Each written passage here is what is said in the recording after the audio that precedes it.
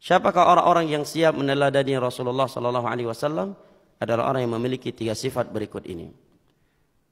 Jika 3 sifat ini tiada di hati seorang hamba atau melemah, maka dia tidak akan berani meneladani Rasulullah sallallahu alaihi wasallam, apalagi untuk membelanya. Karena dengan 3 sifat berikut ini akan hilang sifat penakut dari hati seorang. Akan hilang sifat pengecut di dalam hati seorang terhadap agama Allah. Akan hilang sifat berbasa-basi dalam agama dari hati seorang. Apa 3 sifat tersebut? Allah katakan, liman kana yarjullaha wal yawmal akhir wa dzakarallaha katsira.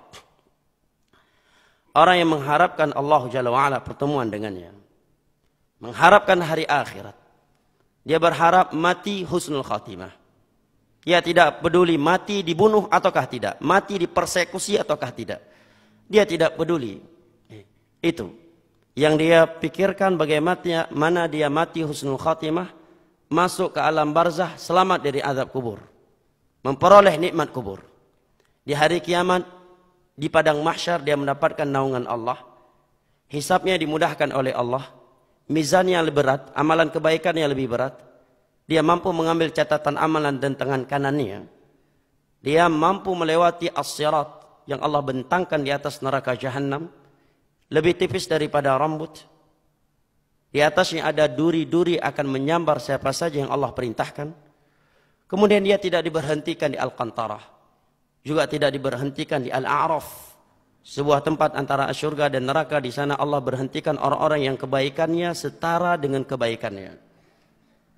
Dan dia pun selamat dari neraka Allah Jalla wa'ala, mampu meraih surga Allah Jalla wa'ala. Ini yang dia harapkan. Wa dzakarallaha katsira, dan banyak mengingat Allah Jalla wa'ala. 3 sifat ini jamaah yang dimuliakan Allah, apabila sempurna di dalam hati kita, demi Allah akan hilang sifat pengecut dari hati kita dalam membela agama Allah. Jika 3 sifat ini tertanam di hati kita, demi Allah kita tidak akan meninggalkan kebenaran karena takut sama manusia.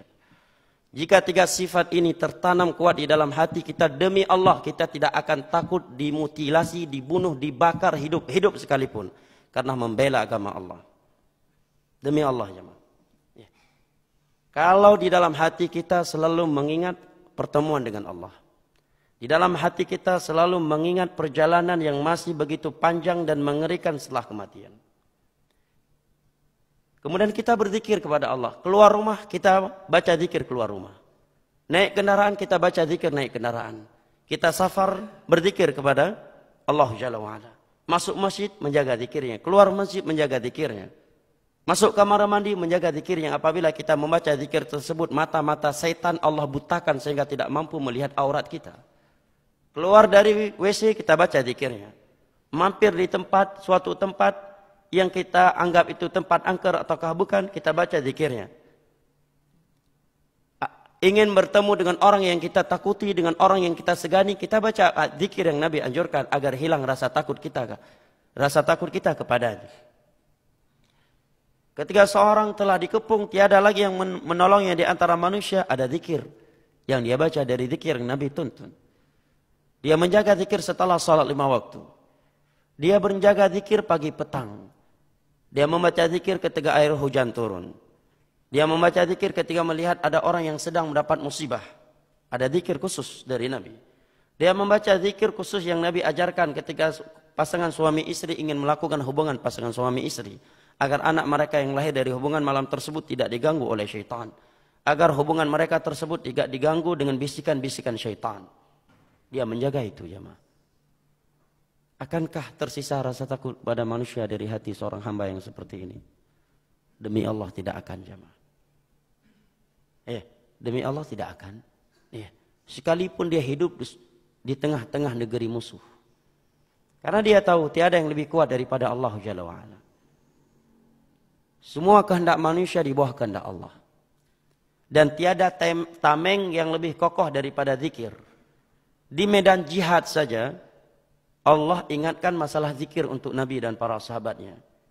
Idza laqitum fi'atan fasbutu wazkurullaha katsira la'allakum tuflihun. Kalau kalian sudah berhadapan dengan musuh di medan tempur, fasbutu, Tetaplah kalian bersikap berani, teguh. Setelah itu apa Allah katakan? Ambil senjata kalian, atur strategi kalian. Itu bagian dari hal yang perlu kita lakukan. Tapi Allah ingatkan yang lebih penting dari itu. Wazkurullah, berzikirlah kepada Allah dengan zikir yang banyak. La'allakum tuflihun, agar kalian beruntung jamaah. Ya. Demi Allah jamaah, 3 sifat ini andai kata sempurna di hati kita, kita akan punya jati diri yang sempurna untuk agama Allah Jalla wa'ala. Akan punya keberanian di dalam menerapkan dan menerangkan agama Allah. 3 zikir ini, 3 sifat ini. Maka kita lihat Nabi Ibrahim alaihi salam. Ketika beliau ditangkap jemaah. Coba bayangkan. Seorang da'i, ustadz ditangkap, ditelanjangi di depan rakyatnya. Tiada sehelai benang pun yang tersisa di badan beliau. Lihat Nabi Ibrahim alaihi salam. Ditangkap, ditelanjangi. Dan sudah disiapkan dalam suatu tempat untuk dilempar ke api yang begitu besar. Apakah beliau menjerit? Tidak. Beliau berteriak? Tidak. Beliau memanggil ayahnya? Tidak. Ayahnya justru yang berkata kepada beliau, la illam tantahi la arjumannak wahjurni maliya. Kalau kamu belum berhenti dari dakwah ini, kamu saya lempar, saya rajam dengan batu. Dan kamu saya usir. Minta tolong ke siapa lagi? Jibril alaihi salam datang menampakkan dirinya dan menawarkan bantuan kepada Ibrahim alaihi salam. Apa kata Nabi Ibrahim? Kepada engkau tidak. Aku butuh kepada yang menciptakan engkau. Tiada yang keluar dari mulut Nabi Ibrahim ketika dilemparkan ke dalam api kecuali satu. Hasbiyallahu wa ni'mal wakil. Sebagaimana dalam riwayat Al-Imam Al-Bukhari dari Abdullah bin Abbas radhiyallahu anhuma. Cuma itu yang keluar dari mulut beliau. Tidak ada jeritan, tiada teriakan. Yang terucapkan hanya hasbiyallah wa ni'mal wakil. Padahal sebelum dilempar beliau diapain? Ditelanjangi. Tiada sehelai benang pun yang tersisa di tubuh beliau. Ditelanjangi, diinterogasi, diintimidasi. Diintimidasi. Ya. Orang kalau diintimidasi dalam keadaan telanjang, enggak pun dia jawab iya. Kamu demikian? Iya, iya. Udah ditelanjangi. Ya. Nabi Ibrahim tidak jamaah.